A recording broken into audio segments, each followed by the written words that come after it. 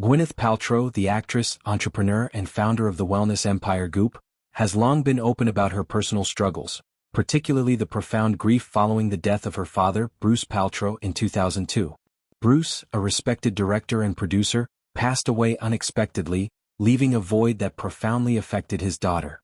In a candid reflection shared during an interview on the Hollywood Reporters Awards Chatter podcast, Paltrow recounted a harrowing night in London where overwhelming sorrow manifested physically, convincing her she was suffering a heart attack.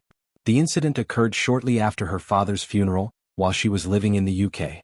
Waking in a panic in her hotel room, she felt intense chest pain and terror, believing death was imminent. In that moment of crisis, she reached for the phone to call emergency services but froze, unable to recall the British equivalent of America's 911.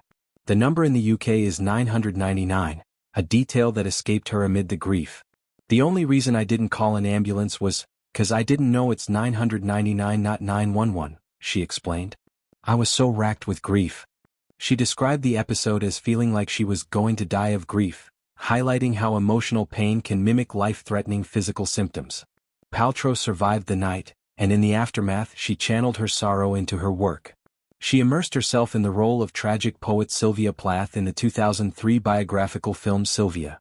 "The project became therapeutic. It kind of saved my life," she said. Acting allowed her to process grief by accessing the darker parts of herself, letting emotions surface through daily structure. Waking up, going to set, mining pain and releasing it. She recalled sobbing to Sigur Rós music between takes, using the film as an outlet to heal. This period marked significant life changes. Weeks after Bruce's death, Paltrow met Coldplay frontman Chris Martin, leading to a move to the UK, marriage and 2 children. Apple, now 21, and Moses, now 19. Their 2014 separation was famously announced as a conscious uncoupling, a term that sparked both praise and backlash. On Amy Poehler's Good Hang podcast, Paltrow reflected on the phrase's controversy, acknowledging it felt tone-deaf to those enduring messy divorces. She lost a film role due to the publicity, yet understood the hurt it caused others. Paltrow also shared lighter insights, including her guilty pleasure of cigarettes. Despite her health-focused image, she admitted nostalgia for smoking and joked about restarting at 87.